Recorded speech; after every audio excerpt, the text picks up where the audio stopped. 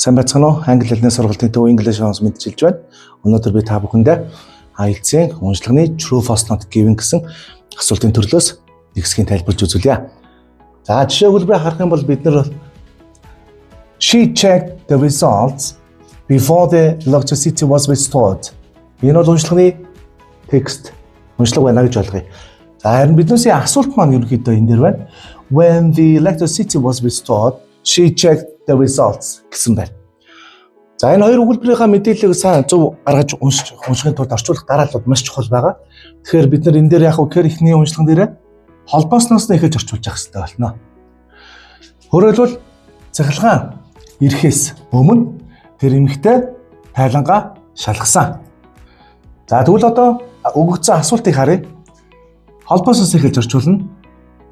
Цахилгаан ирсний дараа тэр эмэгтэй тайлангаа шалгасан. Өөрөөр хэлбэл асуултаа хараад текстээ уншлагатай харьцуулж харах юм бол мэдээлэл ямар хувь вэ? Сайн бодоорой. Эхний үлбэр ирэхээс өмнө гэсэн бол энэ бол тоог ирсний дараа гэж байгаа. Өөрөөр хэлбэл энэ дарааг судахтаа болчихын мэдээлэл маань хоорондоо зөрөлдсөн. Өөрөөр хэлбэл асуулт маань false буюу худлаа болж эхэллээ. За, хоёр дахь өгүүлбэрийг харах юм бол тэр эмэгтэй туршилтаа дуусгасныхаа дараа тайлангаа битсэн. За уншлаг маань ингэж өгсөн байна. Харин асуултаагаа орчуулж үзэх юм бол бас л холбоосоос эхэлж орчуулна. Тэр эмэгтэй туршилтаа дуусгасныхаа дараа тайлангаа битсэн. Өөрөөр хэлбэл after when хоёр маань утга нь ямар байна? Сайн анзаараарай. Тэр эмэгтэй туршилтаа дуусгасныхаа дараа тэр эмэгтэй тайлангаа битсэн. Өөрөөр хэлбэл мэдээлэл яг адилхан байна.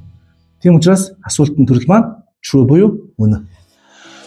Тэгэхээр өнөөдөр бүгдөө IELTS-ийн уншлагын төрөл дээр ихэвчлэн яг голцоо юун дээр илүү анхаарах вэ гэхээр when холбоосыгоо after буюу дараа, before буюу өмнө гэсэн утга гаргаж байгаа хэсгээс харж мэдээлэлээ шалгаж тулгаж явлаа. За тэгээд энэ утга одоо дүрмийн суурь дүрм байж IELTS-ийн уншлагуудыг бүрэн гүйцэд давах боломжтой байдаг. Илүү ихийг зургийг хүсэж байгаа бол бидэнтэй холбогдоорой. Баярлалаа. Зэгцтэй мэдлэгийг нэг зэгээс English 1